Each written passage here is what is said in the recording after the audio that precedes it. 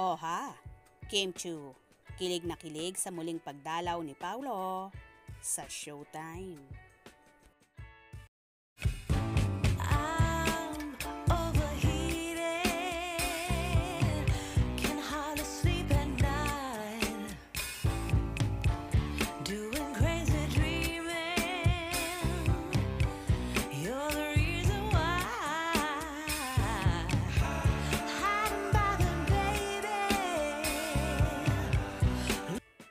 Walang paglagyan ng saya ang ating mga kababayan, lalong higit ang Kim Paunatic supporter.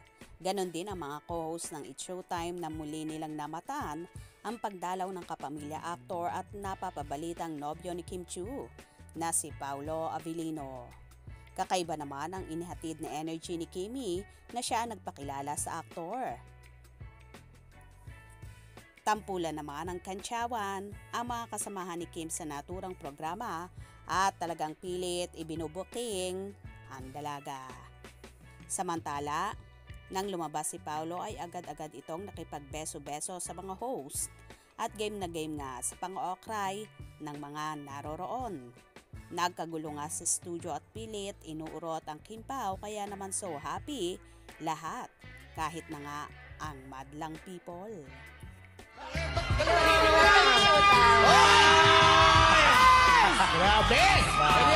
What's up, madlang people?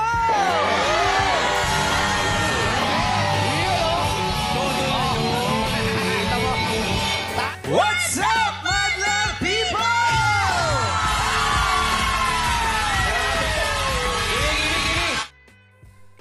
Sobrang happy naman ang Kim Pao supporters sa bagong paayuda ni Kim at Paulo na lalong nagpakilig sa lahat. Halatado na talaga ang Kim Pao sa kanilang relasyon na unti-unti na ngang inilalantad sa publiko. Kaya kapit mga Paunautics dahil for sure hindi yan magtatagal at tuluyan na silang aamin sa madlang people. Full support din ang ginawa ni Kim sa pelikula ni Paulo at Kylie Versosa, ang Elevator kung saan present ang dalaga sa ginawang premiere night kung saan pinagkaguluhan din ang actress kasama ang director na si Chad Vidanes. Laking pasasalamat naman ang ginawa ni Paulo sa ginawang yon ni Chinita Princess, lalong higit ang pag-attend ng premiere night ng natura nilang pelikula.